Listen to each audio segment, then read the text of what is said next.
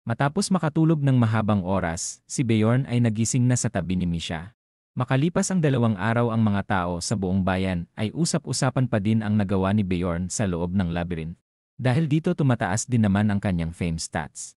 Ang mga magkakagrupo naman ay nagkita-kita na din at nagkamustahan. Dahil gutom na ang ating bida mag-order na daw muna sila ng pagkain. Ilang sandali pa, tinanong na ni Bjorn kung anong nangyari kanila Hirukod noong nagkahiwalay sila. Sinabi naman ni Hirukod na nakaligtas sila dahil sa kanilang pagtutulungan. Nagulat din si Misha dahil nagagamit daw pala ni Hirukod ang kanyang numbered item ng paulit-ulit. Sinabi naman ni Hirukod na naging posible lang daw ito dahil sa kanyang restoration skill. Sinabi nila Ruth Miller na sinubukan nilang hanapin sila Bjorn noon ngunit hindi nila ito nagawa.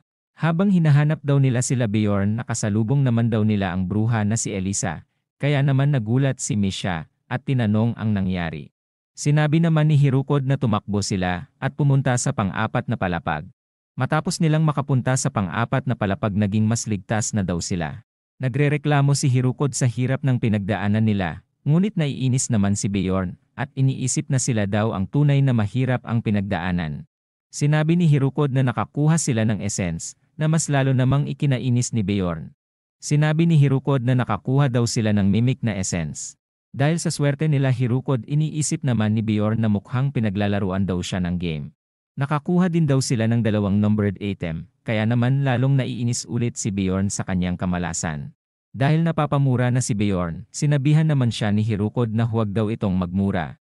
Si Hirukod ay tinanong din kung ano naman daw ang nangyari kanila Bjorn noong magkahiwalay sila.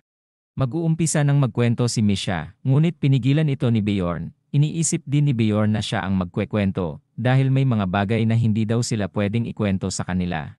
Ilang sandali pa matapos ang kwento ni Bjorn. Ang tatlo ay nagulat matapos ang kwento ni Bjorn.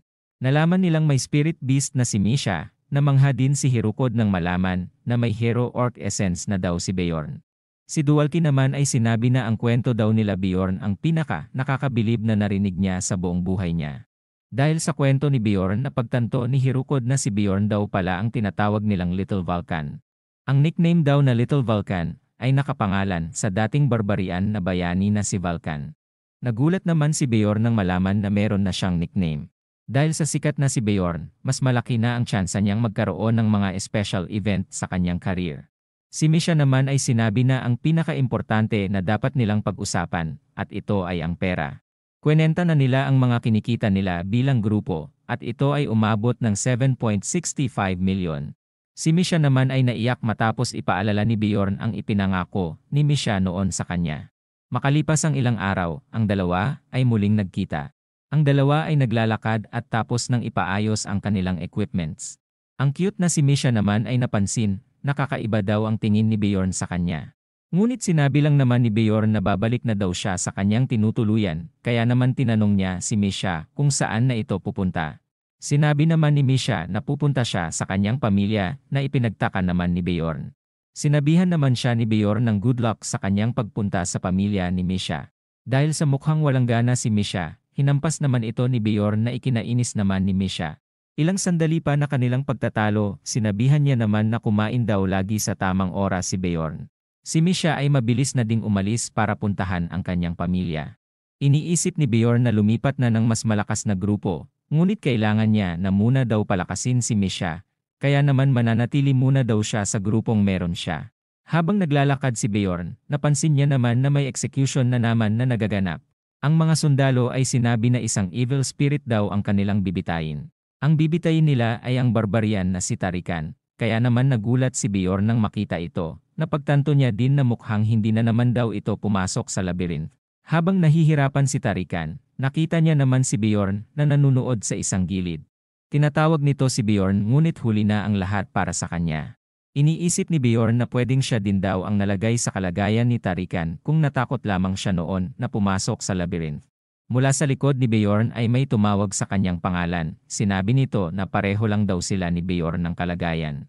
Tinanong ng lalaki na kung taga-Amerika, Thailand, o Korea daw ba si Bjorn. Nagulat din naman ang ating bida matapos marinig ang tanong ng lalaki. Si Bjorn ay inaasahan na daw na mangyayari ito noon.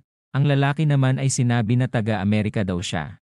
Si Bjorn ay nainis naman at iniisip na gagayahin niya daw ang ugali ni Einar sa sitwasyon na ito. Sinabi ni Bjorn na napakakomplikado daw ng mga sinasabi ng lalaki, kaya naman hindi niya daw ito maintindihan. Nagulat naman ang lalaki sa sinasabi ni Bjorn. Sinabi din nito na magaling daw umarte si Bjorn dahil sa umabot na daw ito ng 3 buwan sa mundong ito. Muling sinabi naman ni Bjorn na wala siyang maintindihan sa mga sinasabi ng lalaki, kaya naman sinabi ng lalaki na nandito din daw si Bjorn sa game na ito. Patuloy pa din na nagkukunwaring nagtataka ang ating bida. Habang nagsasalita ang lalaki, iniisip naman ni Bjorn na alam niya na daw ang gustong mangyari ng lalaki. Sinabi ng lalaki na pareho lang daw silang nanggaling sa labas ng mundong ito. Kaya naman si Bjorn ay tinanong kung evil spirit daw ba ang lalaki. Sinabi naman nito na tama si Bjorn. Bigla namang napasigaw ang ating bida matapos malaman na evil spirit ito. Mula sa background sinabi ni Bjorn na kailangan daw nilang patayin ang mapag-alaman nilang evil spirit na ikinagulat naman ng lalaki. Si Bjorn ay bumuelo na din ng suntok sa lalaking ito. Ang oras ay mabilis na lumipas at ang eksena ay nalipat sa ibang lugar. Ang isang sundalo ay nagalak na makita si Bjorn dahil kung hindi daw dahil sa kanya, hindi na daw nakaligtas pa ang kanyang kapatid noon sa labyrinth. Si Bjorn ay nagugutom na daw at parang gusto niya din daw pumatay ng evil spirit. Kanina ay pinabagsak ni Bjorn ang lalaki, ngunit pinigilan naman siya ng mga sundalo bago pa niya ito mapatay. Ang isang sundalo ay pumasok at sinabi na may natagpuan daw silang evil spirit hunter license sa lalaking binugbog ni Bjorn. Ang isang supervisor naman ay sinabi na walang duda na kasamahan nila sa trabaho ang lalaking binugbog ng ating bida. Sinabi naman ni Bjorn na hindi daw nila siya maloloko dahil nanggaling na daw mismo sa bibig ng lalaki kanina na isa siyang evil spirit. Ang lalaki naman ay sinabi nila na iniimbestigahan daw talaga nila ang mga adventurer na may mga nagagawang kakaiba. Dahil hindi daw maintindihan ni Bjorn ang sinasabi ng lalaki, sinabi naman ng isang sundalo na pinaghihinalaan daw nila si Bjorn bilang isang evil spirit. Bigla namang nagkunwaring galit si Bjorn at tinanong kung sino daw ang nanghinala sa kanya para daw mabasag niya ang ulo nito. Ilang sandali pa si Bjorn ay nasa labas na. Iniisip ni Bjorn na masyado na daw palang maraming alam ang mga residente sa game na ito. Dahil sa maling pronunciation ng lalaki kanina sa salitang game. Nalaman ni Bjorn na nagkukunwari lang daw ito. Si Bjorn ay nakabalik na sa kanyang tinutuluyan nang mapansin niya ang isang envelope sa sahig. Nakakita siya ng isang pill dito na ipinagtaka naman ni Bjorn. Ayon sa letter, isang random letter lang daw ito na binibigay nila sa mga inaakala nilang player. May community din daw sila ng mga players sa loob ng game na ito. Kung ayaw daw ni Bjorn malaman ang tungkol sa kanila, ayos lang daw na ipawalang bahala na lang daw ito ni Bjorn. Ang lalaking kasamahan ng binugbog ni Bjorn ay nag-report na sa kanilang boss. Sinabi ng lalaki na inakala daw ng lalaking binugbog kanina na isang evil spirit talaga si Bjorn, kaya naman hindi na daw ito na dalawang isip na kumprontahin si Bjorn. Mula sa bolang kristal, pinanood ng lalaki ang mga eksenang nangyari kanina. Napansin ito na walang senyalis ng isang evil spirit ang mga pinakita ni Bjorn, kaya naman nagpasya ang lalaki na hindi daw isang evil spirit si Bjorn. Ang lalaki ay iniisip na napakabilis lumakas ni Bjorn kahit na hindi ito isang evil spirit. Napangiti din ang lalaking ito dahil kailangan daw nila ng mga katulad ni Bjorn para sa ikabubuti ng kanilang syudad. Kinabukasan pumunta si Bjorn sa Magic Tower para alamin daw kung ano nga daw ba ang meron sa sulat na kanyang natanggap. Sinabi ni Raven na sumisikat na daw si Bjorn dahil sa kanyang mga natatanggap na sulat. Sinabi din ni Raven na nanggaling daw ang sulat ni Bjorn sa mga evil spirit. Ang gumawa din daw ng magic pill na nasa sulat ay isang makapangyarihan na mage. Kapag ginamit daw ni Bjorn ang pill na ito, mapupunta daw siya sa spiritual realm. Nagtaka si Bjorn kung ano ito. Kaya naman sinabi ni Raven na isa daw itong dimension na napupuntahan ng kaluluwa, habang nasa mundong ito pa din daw ang tunay na katawan ng isang nilalang. Pinaliwanag ni Raven na ikamamatay daw ni Bjorn ang paggamit sa pill, kaya naman huwag na daw itong gagamitin ni Bjorn. Tinanong naman ni Bjorn kung lason daw ba ito. Ngunit sinabi naman ni Raven na hindi ito lason, kaya naman tinanong ni Bjorn kung bakit naman daw namamatay ang mga adventurer na gumagamit nito. Sinabi naman ni Raven na may paraan daw ang mga evil spirit para malaman kung hindi nila ito kasamahan, kaya naman ang mga hindi evil spirit na gumamit ng pill ay hindi na nakakabalik ng buhay. Sinabi din ni Raven na ginagaya daw nito ang itsura ng kanilang kaluluwa sa orihinal nilang mundo. Kaya naman kapag bumalik na daw ang mga evil spirit sa Rapdonia ay hindi nila namumukaan ang isa't isa. Tinanong ni Bjorn kung hindi daw ba pwedeng mahanap kung sino ang gumawa ng pill na ito, kaya naman sinabi ni Raven na hindi daw nila kayang gawin ito. Ilang sandali pa habang nag-experiment si Raven sa ating bida, iniisip naman ni Bjorn na kung susubukan niya nga daw bang gamitin ang pill na ito. Ilang sandali pa si Bjorn ay iniisip na mukhang mas maganda daw kung gagamitin niya ang pill. Dahil nakagawa ng community ang mga players sa loob ng game, pwede niya naman daw siguro itong gamitin. Iniisip ni Bjorn na kung gagamitin niya ito, hindi na daw muna ngayon, dahil baka ngayong araw siya lang daw ang binigyan nila ng sulat, kaya naman malalaman daw agad ng community na siya ang baguhan sa grupo. Hindi naman daw gaanong desperado si Bjorn sa impormasyon, kaya naman magpapalipas na muna daw siya ng ilang buwan para gamitin ang pill. Ang eksena ay nalipat sa Magic Tower. Ang misteryosong tao ay may kausap sa kristal, at sinabi nitong hindi pa ginamit ni Bjorn ang pill. Napagtanto din ng dalawa na kung ganon hindi isang player si Bjorn. Mataas ang ekspektasyon ng lalaki na isang player si Bjorn noon, dahil sa nabalitaan niya daw ito noon na panangga ang pinili niya sa kanilang ritual ceremony, ngunit mukhang nagkamali daw siya sa kanyang hinala.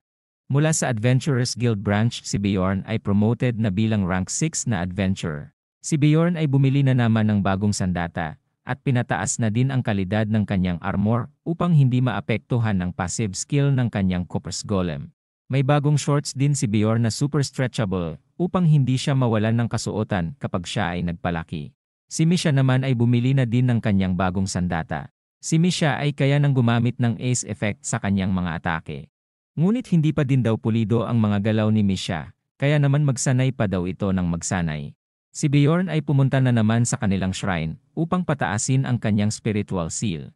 Ang babaylan na barbarian ay hinulahan si Bjorn at sinabi nito na magiging bayani daw ito. Si Bjorn naman ay hindi daw naniniwala sa mga hula at iniisip na gagawin niya lang daw ang kanyang dapat gawin. Sa kanyang pagtaas ng spiritual seal, pinili niya ang pataasin ang kanyang spirit of the wild. Dahil sa bagong kakayahan na ito, mas magiging nakakatakot pa daw siya sa ibang halimaw. Napangiti na lang si Bjorn dahil sa loob lamang ng 3 buwan nagawa niya ng lumakas nang hindi niya inaasahan.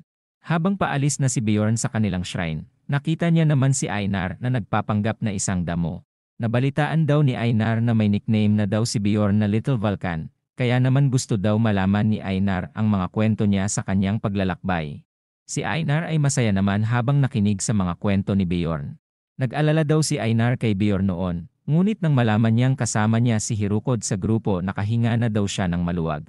Nagtaka naman si Bjorn kung bakit napakapayat na daw ni Einar.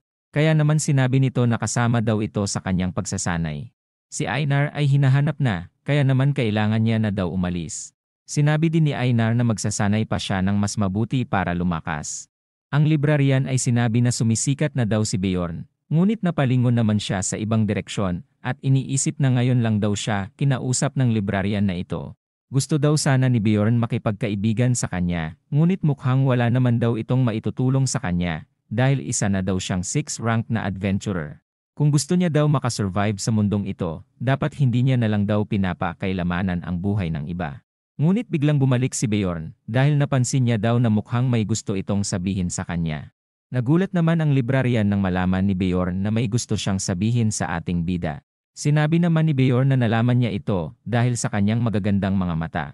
Ang eksena ay nalipat sa isang coffee shop na puro babae. Si Bjorn naman ay halos hindi makapasok sa pintuan dahil sa liit nito. Ang isang babae naman ay tinatawag si Bjorn. Ang pangalan niya daw ay Shavin, at siya daw ang gustong makipagkita sa kanya na kaibigan ng librarian. Si Bjorn ay tinanong ang babae kung anong gusto nito, kaya naman tinanong ni Shavin kung hindi pa daw ba sinabi ng librarian na si Ragna ang dahilan. Si Bjorn naman ay ngayon lang nalaman ang pangalan ng librarian. Tinanong niya din ito kung isang Nobel nga daw ba si Ragna. Ngunit sinabi naman ni Shavin na hindi. Muling tinanong ni Bjorn kung anong kailangan ni Shavin sa kanya. Sinabi naman ni Shavin na gusto niya daw sanang imbestigahan nila Bjorn ang kanal na kung saan nagtatago ang mga kriminal. Ang mga adventurer na may hawak ng kaso ay kasama sa mga namatay na adventurer. Kaya naman naiisipan niyang sila Bjorn na lang ang pumalit matapos malaman ni Shavin ang tungkol kay Bjorn kay Ragna. Tinanong naman ni Bjorn kung bakit siya ang napili nito. Sinabi naman ni Shavin na dahil sikat daw si Bjorn, at tsaka gusto niya din daw talaga itong makita. Sinabi pa ni Shavin na bibili daw siya ng cookies dito, at tinanong kung pwede niya daw bang sabihin na binili ito ni Bjorn para sa kanya, na sinang-ayunan naman ni Bjorn. Matapos ang pangungumbinsi ni Shavin kay Bjorn, pumayag na din ang ating bida na tanggapin ang misyon. Ilang sandali pa si Bjorn ay nakaalis na, habang si Shavin naman ay iniisip na hindi naman daw masamang tao si Bjorn. Kaya naman oras na daw para kay Ragnar na makipagrelasyon sa ibang lalaki. Makalipas ang 2 araw, ang grupo ni Bjorn ay nakapunta na sa City Canal. Sila ay handa na din pumasok dito. Ayon kay Bjorn, siya daw ay nagsagawa ng meeting ng kanyang grupo para sa kanilang misyon na gagawin ngayong araw kahapon. Kaya naman ang eksena ay nalipat na sa kasalukuyan. Napagtanto ng grupo na malawak daw pala ang lugar, kaya naman daw pala may nagtatago ding mga kriminal dito. Si Duwalki ay gumamit ng light magic upang mas mapaliwanag pa ang kanilang paligid. Si Hirukod naman ay may narinig daw noon na kwento na may gumagala daw ng mga halimaw sa kanal na ito. Kaya naman si Misha ay napatanong kung may halimaw nga daw ba talaga dito.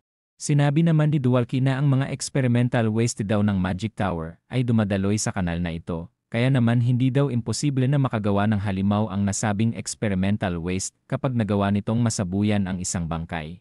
Iniisip naman ni Bjorn na maliit lang daw ang posibilidad na mangyari ito. Si Rottmiller ay sinabi na wala daw siyang gaano maamoy dahil sa kakaibang amoy ng kanal. Sinabi niya din na may nararamdaman siya sa kanilang malapit, kaya naman naalerto ang grupo. Dahil sa lakas ng pakiramdam ni Rottmiller, agad nang naghanda si Bjorn sa kalaban na parating. Habang si Misha naman ay nakakita ng isang lalaki na nasa isang sulok. Gustong tumakas ng lalaki, ngunit bigla itong nahuli at binalibag ni Bjorn. Ang lalaki ay galit na galit at biglang sumugod kay Bjorn. Madali naman itong napigilan ni Bjorn at binali ang braso nito. Tinanong nila ang lalaki kung bakit nagtatago ang lalaki sa lugar na ito. Dahil ayaw nito magsalita, tinakot ito ni Bjorn na papatayin niya ang lalaki. Ang lalaki naman ay nagmakaawa, wala daw siyang ginagawang masama, sadyang wala lang daw siyang pambayad sa tax. Sinabi naman ng dalawa na ang marka sa noo ng lalaki ay ibig sabihin na hindi pa daw ito nakakabayad ng tax.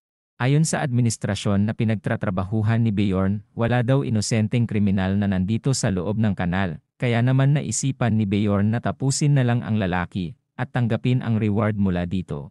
Sinabi naman ni Misha na tama si Bjorn dahil kapag hinuli nila ito, ipinasa sa otoridad, bibitayin lang din daw nila ito.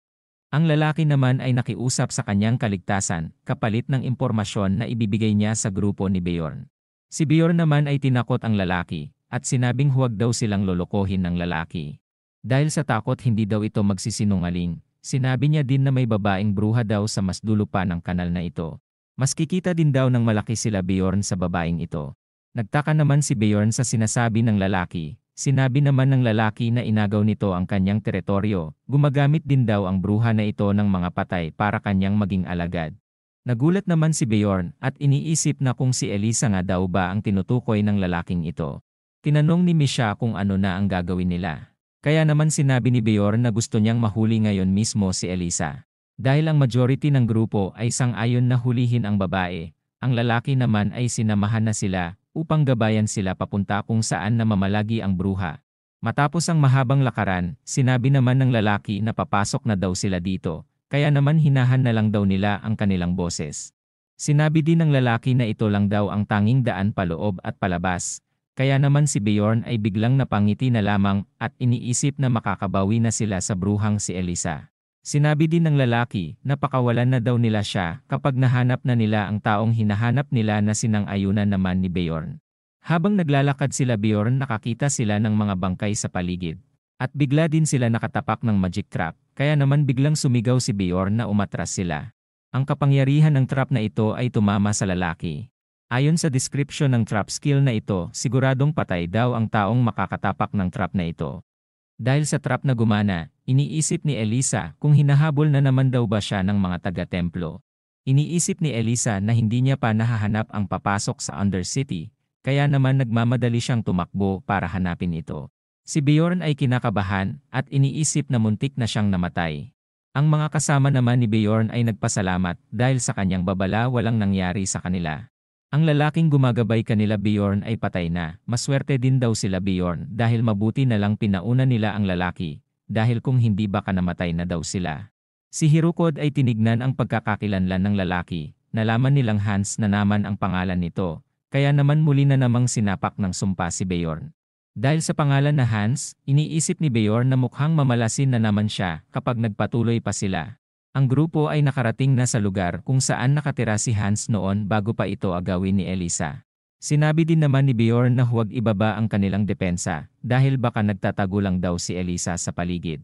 Gamit ang tungkod ni Duwalki, nakakaramdam daw siya na may nakatagong lagusan sa ilalim ng sahig. Naghanda naman si Bjorn para wasakin ang sekretong lagusan. Matapos ang malakas na pagwasiwas, nagulat ang mga kasamahan ni Bjorn dahil totoo ngang may sekretong lagusan dito. Sinabi naman ni Rottmiller na naaamoy niya daw si Elisa sa lagusang ito. Mula sa North Undercity ang lalaki ay tumatakbo. At matapos buksan ang pintuan, sinabi niyang nasira na daw ang sekretong lagusan na ikinagulat naman ng lalaki. Sinabi naman ng lalaki na kailangan nila itong matignan. Ang lalaki ay inutusan si Amelia na tignan ang insidente na agad niya namang sinunod.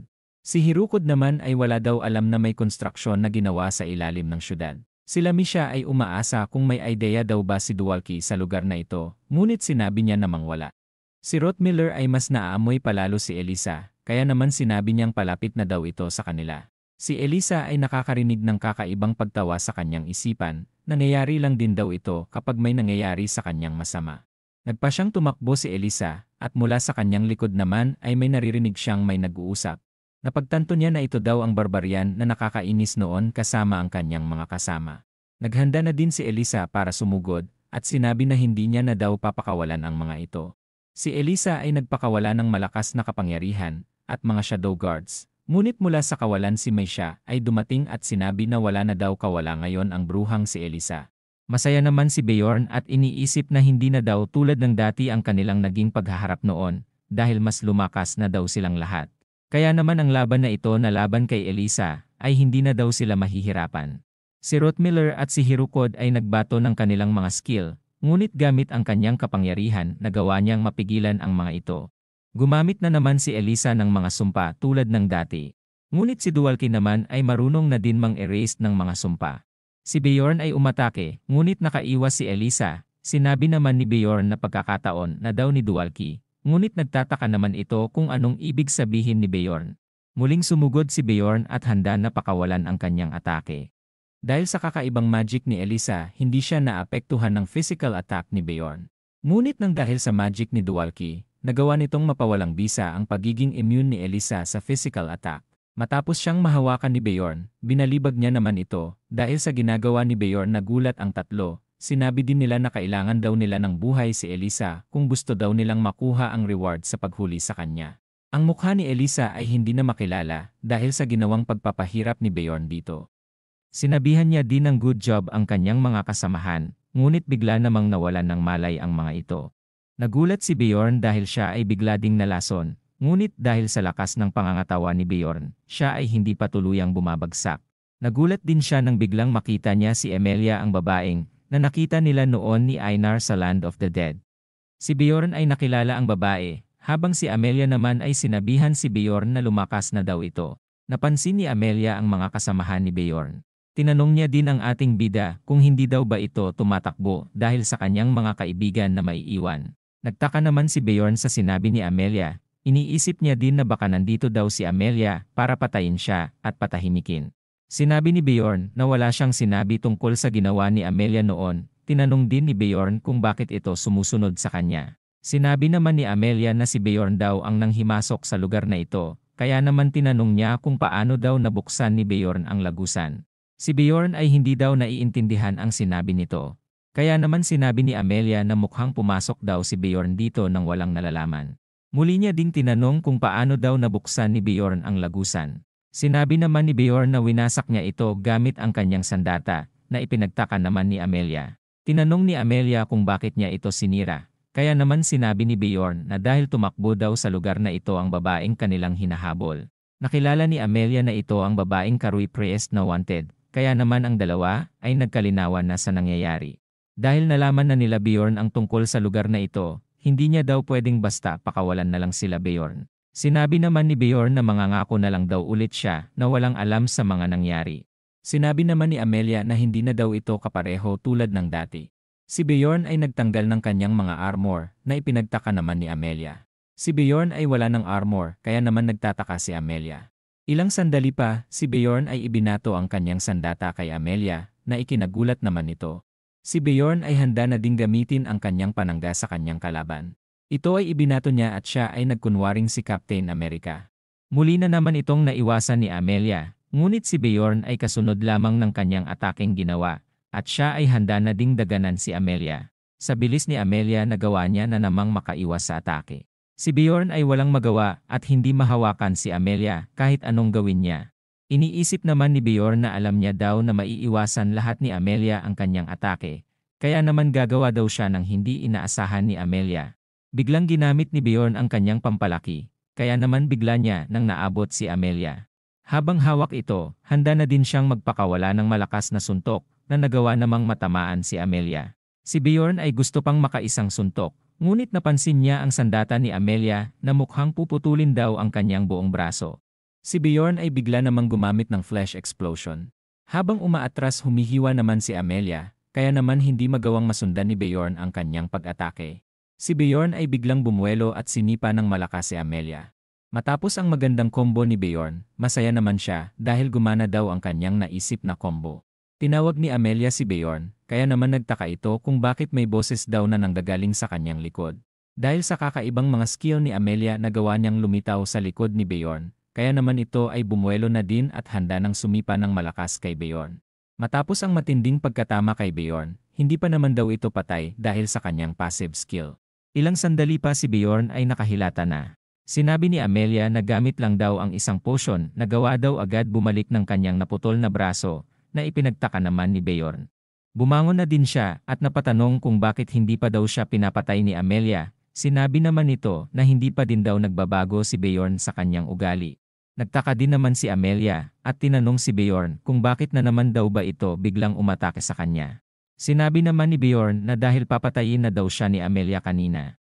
Sinabi naman ni Amelia na binuhay niya naman ito noong nakaraan, kaya naman bakit daw masyadong sabik si Bjorn na umatake.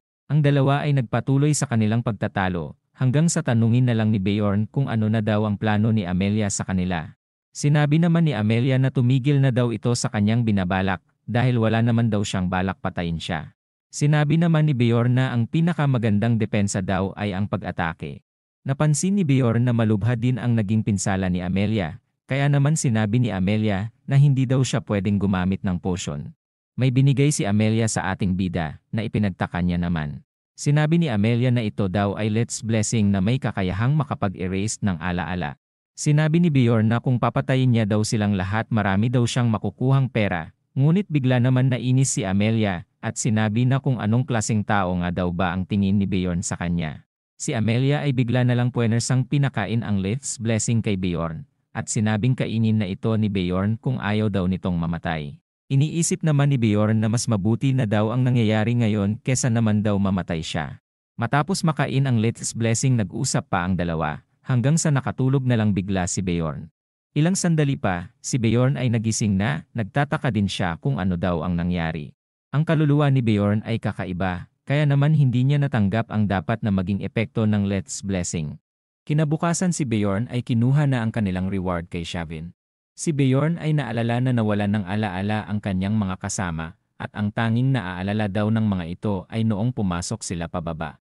Nagtaka din siya kung bakit may alaala pa siya sa lahat ng nangyari. Kahit nawalan sila ng alaala, napansin naman ng apat na tinapos ng sandata ni Bjorn ang patay na si Elisa. Napag-usapan din nila na mukhang nakapagbato daw ng magic na nakakapagbura ng alaala si Elisa bago ito mawalan ng malay. Matapos nilang makalabas noon sa kanal sila Shavin ay sinalubong sila Bjorn. Napag-alaman din ni Bjorn na isang mahusay na mage daw si Ragna ayon kay Shavin. Si Ragna ay sinabi din na niyaya lang daw siya ni Shavin na pumunta dito. Ngunit si Shavin naman ay sinasabing si Ragna daw ay nag-alala ng masyado kanila Bjorn kaya ito nag-ayang pumunta dito. Tinanong naman ni Misha kung sino ang dalawang bagong babae ni Bjorn. Ilang sandali pa napansin naman ni Misha na ito daw ang librarian sa library na laging pinupuntahan ni Bjorn.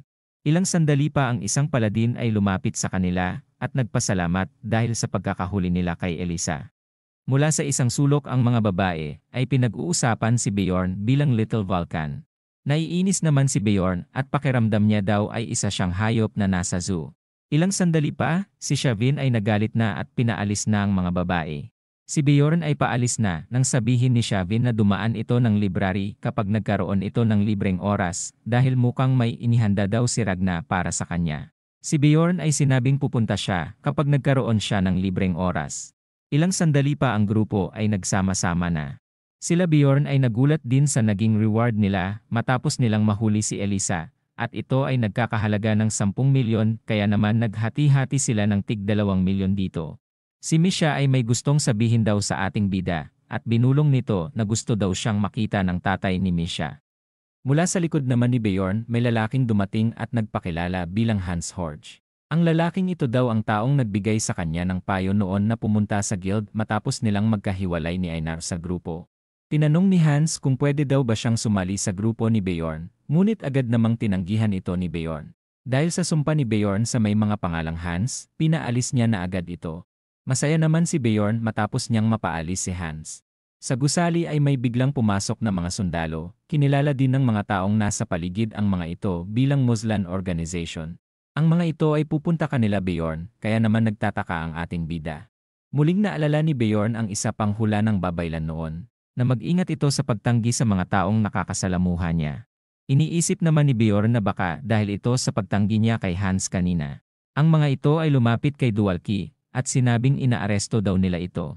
Nagulat sila Bjorn matapos malaman na si Dualki daw pala ang pakay ng mga sundalo. 3 oras na ang nakalipas sa lugar ng Muslan Organization sila Bjorn ay naghihintay para kay Dualki. Nagtaka si Hirukod kung buhay pa daw ba kaya si Dualki. Kaya naman sinabi ni Bjorn na inutusan niya na daw si Shavin na tignan ang kaso ni Dualki. Ilang sandali pa si Dualki ay dumating na kaya naman masaya silang makita ito. Napansin nilang malungkot si Dualki. Ngunit makalipas ang 30 minuto si Dualki, ay sinabing aalis na siya sa kanilang grupo. Sinabi naman ni Hirukod na magpaliwanag ito. Sinabi ni Dualki na ang totoo ay nakakatandang kapatid niya daw talaga si Baron Marton, kaya naman napagtanto nila Bjorn na isa daw pala talagang Nobel si Dualki. Sinabi naman ni Dualki na isa daw siyang kahating Nobel lang, dahil anak din daw siya ng isang kasambahay. Ayon sa kasulatan anak siya ng Baron, ngunit ang nanay niya pa din naman daw ang nagpalaki sa kanya. Nagtaka naman si Hirukod kung ano naman daw ang koneksyon nito sa pag-alis ni Dualki sa kanilang grupo. Sinabi naman ni Dualki na noong nakaraang taon namatay na ang kanyang baron na tatay, kaya naman pinalitan na daw ito ng pangalawang nakakatandang anak. Nagtaka naman si Rottmiller kung bakit hindi ang panganay ang pumalit. Sinabi naman ni Dualki na yun ang problema, dahil namatay din daw ang panganay na anak matapos mamatay ng baron noon. Sinabi din ni Dualki na malamang isunod daw siyang patayin kapag pinagpatuloy nitong sumikat bilang isang adventurer. Mukhang ayaw daw siya maging kapansin-pansin ng kasalukuyang baron, kaya naman nagdesisyon siyang aalis na sa grupo upang mamuhay ng patago at tahimik. Sinabi ni Bjorn na ayaw na maging adventurer ni Dualki dahil sa takot nito sa kanyang kuya, kaya naman sinabi ni Dualki na wala na daw siyang magagawa tungkol dito. Sinabi ni Dualki na pinagbawalan na din daw siyang pumasok ng labyrinth upang hindi na daw siya maging kapansin-pansin sa publiko. Iniisip naman ni Bjorn na 9 na araw na lang bago sila pumasok sa labyrinth, kaya naman kailangan niya daw sana si Dualki. Ilang sandali pa sila ay pauwi na at mag-usap na lang daw ulit sila sa susunod. Sinabi din ni Bjorn na pupunta siyang library ngayon, na ipinagtaka naman ni Misha. Sinabi din ni Bjorn na may kailangan daw siya kay Ragna.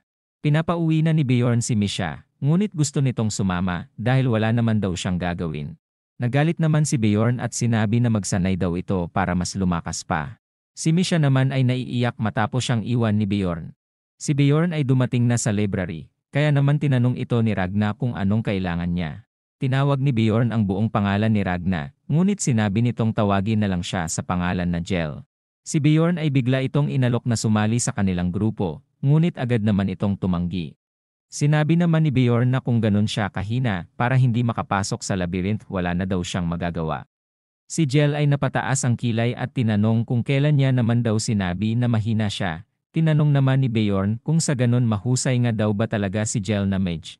Tinanong ni Jel kung ano daw ang gusto ni Bjorn. Ngunit sinabi naman ng ating bida na titigil na siya sa pangungulit kung ayaw daw ni Jel sumama sa kanyang grupo.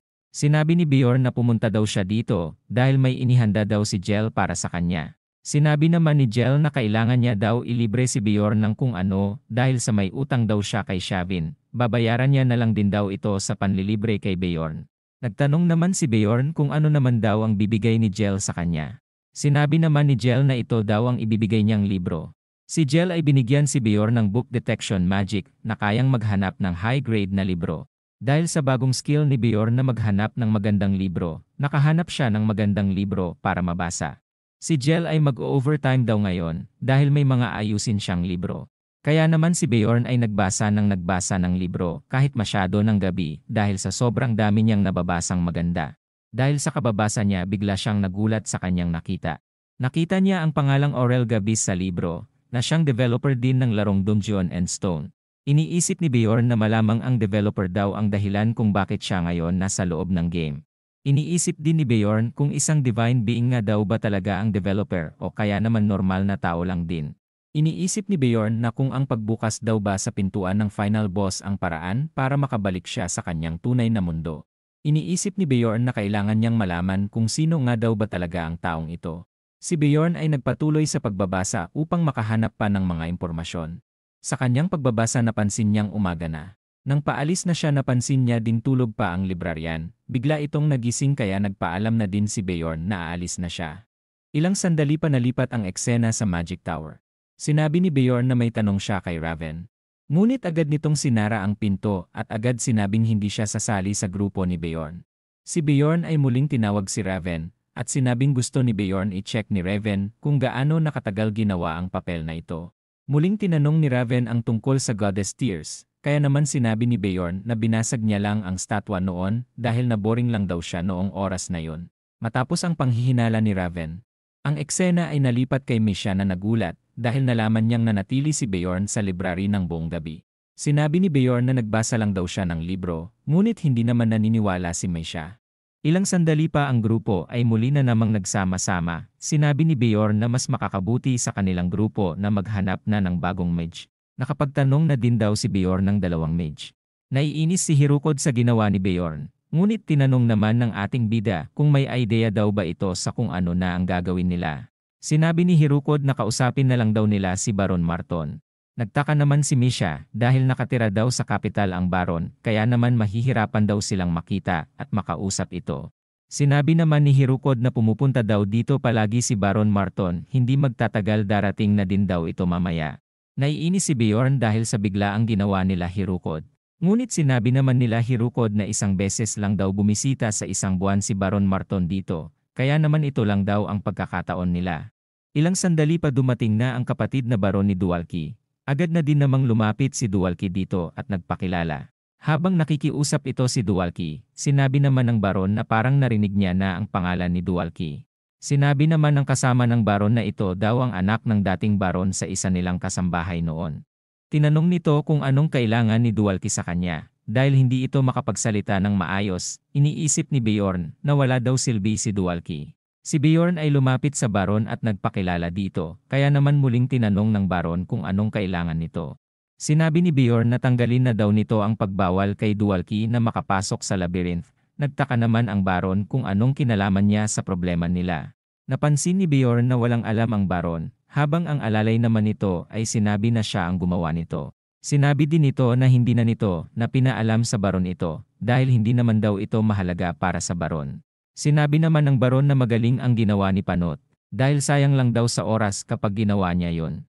Nagulat naman si Dualki matapos na malaman na sayang lang daw siya sa oras para sa Baron. Sinabi ni Bjorn na palitan na nito ang pagbawal kay Dualki, ngunit tinanong naman ng Baron kung bakit niya naman daw ito gagawin.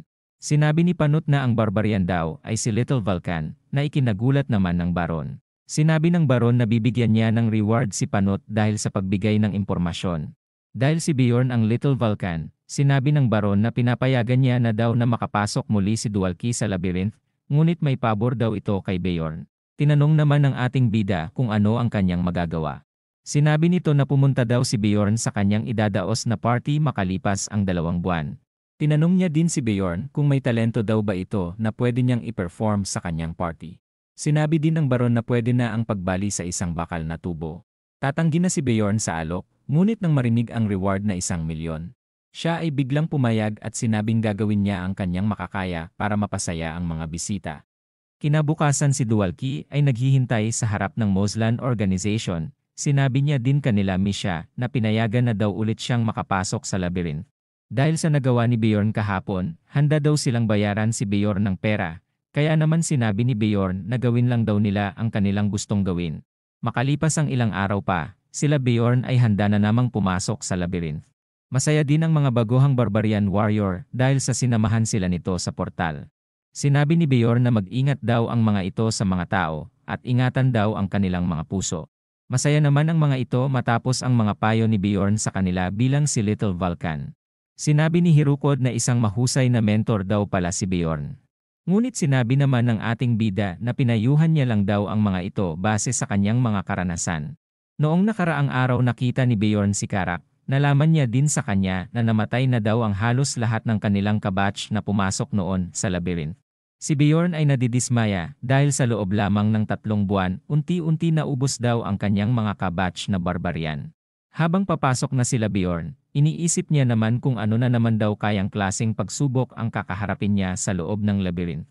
Matapos nilang makapasok sa labyrinth, nagpoko si Bjorn para makapag-level up ngayong pagkakataon. Matapos nilang makapasok sa 3rd floor sila Bjorn ay muling dumaan sa Witch's Forest at pumunta sa pang-4 na palapag para dito daw magpalakas. Iniisip din ni Bjorn na tamang-tama daw ang lugar na ito para makakuha siya ng maraming experience points. Natapos ang kanilang paglalakbay sa loob ng labyrinth ng walang gaanong problema. Ang perang kinita nila ay pinaghati-hatian na din nila. Iniisip ni Bjorn na mas kaunti lang daw ang kinita nila ngayon, ngunit iniisip niya naman na normal lang daw ito para sa kanyang kasalukuyang level sa ngayon. Si Bjorn ay nagpatuloy sa kanyang normal na routine sa kanyang pamumuhay sa syudad. Nalaman ni Bjorn na noong namatay ang founder na hari, ganito din daw katanda ang librong binabasa niya ngayon. Habang kasama niya si Maisha, iniisip naman ni Bjorn na gusto niya pa daw mas malaman ang mga nangyari noon, ngunit wala na siyang makuhanan ng mga impormasyon. Ang mga araw ay mabilis na lumipas, at sila Bjorn naman ay handa na namang pumasok sa labyrinth. Nagkaroon na naman sila ng normal na paglalakbay sa pagkakataon na ito, kaya naman maliit na naman ang kinita ng grupo. Habang nakahiga, iniisip naman ni Bjorn na kailangan niya lang magtiyaga dahil nagiging maganda naman daw ang takbo ng lahat. Matutulog na siya nang bigla siyang nagulat dahil masyadong tahimik at maganda ang mga nangyayari sa kanya, kaya naman naiisip niya na baka malasin ulit siya sa mga susunod na buwan. Si Bjorn ay biglang sinampal ang sarili at iniisip na kailangan niya lang daw magpalakas upang masiguro ang kanyang kaligtasan. Si Maisha ay nagluto para kay Bjorn, tinanong niya din ito kung may problema daw ba si Bjorn. Ngunit sinabi naman ni Bjorn na wala. Napansin ni Misha na malalim ang iniisip ni Bjorn, kaya naman tinanong niya ito kung gusto daw ba ni Bjorn na hawakan ang kanyang tainga. Sinabi naman ni Bjorn na ayaw niya. Nag-usap ang dalawa ng kung ano-anong bagay. Hanggang sa malipat na naman ang eksena sa library. Ang dalawa ay nagkamustahan at sinabing ayos lang naman daw sila. Si Bjorn ay napansin na may gustong sabihin na naman si Jel. Kaya naman nagtaka na naman ito kung paano nalaman ni Bjorn. Si Jel ay sinabi na maaari daw na magkaroon ng dimensional collapse sa susunod na pagbukas ng labyrinth. Iniisip naman ni Bjorn na kaya daw pala nagiging maganda ang takbo ng lahat dahil sa isang hindi magandang balitang ito. Tinanong ni Bjorn kung saan nanggaling ang balita, kaya naman sinabi ni Jel na galing daw ito sa isa sa mga mage ng tower. Matapos ang ilang araw kumalat na ang balita, kaya naman si Misha ay biglang nataranta at agad itong sinabi kay Bjorn. Halos lahat ng adventurer ay ito ang naging usapan sa buong bayan. Si Bjorn ay iniisip na gusto niyang mas malaman pa ang tungkol sa kumakalat na balita, kaya naman naiisip niyang gamitin ang pill. Si Bjorn ay ginamit na ang pill, tumingin din siya sa oras matapos gamitin ang pill. Si Bjorn ay biglang nalipat sa espesyal na realm. Matapos malipat sa ibang lugar, sinabi niya namang alam niya ang kung saan ang lugar na ito.